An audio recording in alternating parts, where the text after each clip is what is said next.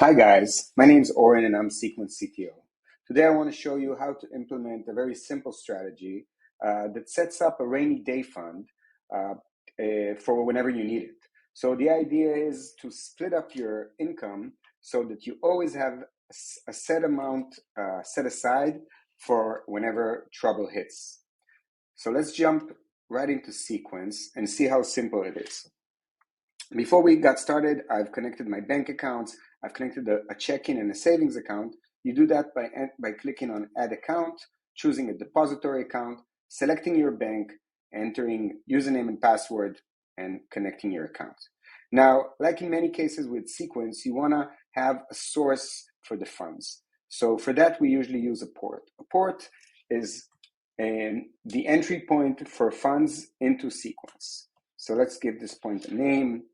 I'll call it salary, and I'll create it. And once it's created, you see that we get a routing number, an account number, and it's immediately active and you can start directing your salary into this port. Now, I can either change the name if I change my mind, or I can edit the icon. I personally love my salary, so I'll put the smiley with the hearts. And let's place my port right here. Now I have my savings and my checking account, and now I only need to create my rainy day fund, and I'll use a pod for that. So a pod is an internal account that was created exactly for this purpose. If you want to separate some money for a specific purpose, if you want to set some money aside, this is exactly the tool for you. I'll call this pod a rainy day fund. And let me edit the icon here for something more appropriate. I'll put the umbrella and create the pod. Awesome. So now we have our source and we have our destinations. We only need to create the rule. And what we want to do, it's super simple. If you want to create a rule on Sequence, all you need to do is drag a line from the source to one of the destinations, and you get to choose your triggers. So a rule can either be triggered by date or a date interval, meaning every week, every month, every day, or it can be triggered the minute money comes into the port or to the source, right? So this is what we want. I want my salary to be split up immediately as it hits the port. So this is what I'll choose. And we get the rule panel opens up right here. We see the trigger. This rule is going to be triggered whenever funds received in salary. And we get to choose our action. So for actions, we have three options right here. These differ depending on the source and destination of your rule. But here we either have a fixed amount, we can either transfer a percentage of those funds that were just received, or we can top up the account that we stretch the line to.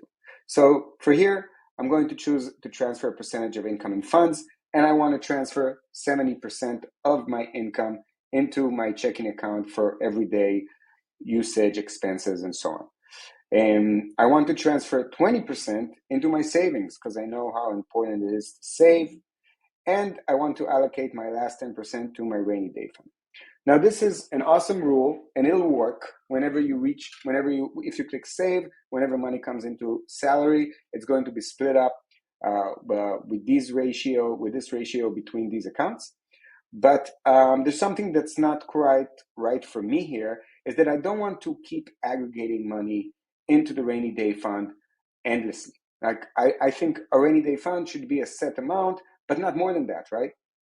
So I feel comfortable with a $2,000 rainy day fund set aside for me, and I want to make sure that if my rainy day fund is full, don't transfer any money to it, right? So I'm going to create a condition, and a condition is going to run, and it's going to ask a question, and depending on the answer, it's going to decide whether or not to perform this action, right? So the condition is I'm going to query the balance of my rainy day fund, and I'm going to select an operator that says, like, if the balance is less than $2,000, then perform this action. Now, what will happen right now if I click save? The minute rainy day fund balance is going to be over either $2,000 or over, none of this is going to happen. So this is not good, right? So all the money is going to be left in the port. So I need to add another part to this rule. And this part comes right here. So we add an else clause, and this else clause gives me another action to perform.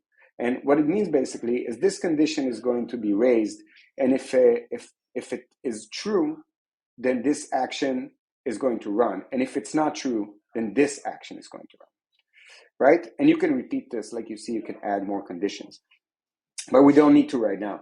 So now I'm going to say that if my condition is not true, meaning I already have plenty in my rainy day fund, I want to transfer more to my spending. I want to spend more money. So I'm spending, I'll transfer 80% to my checking account and the same 20 to my savings account. And I'm going to save this rule.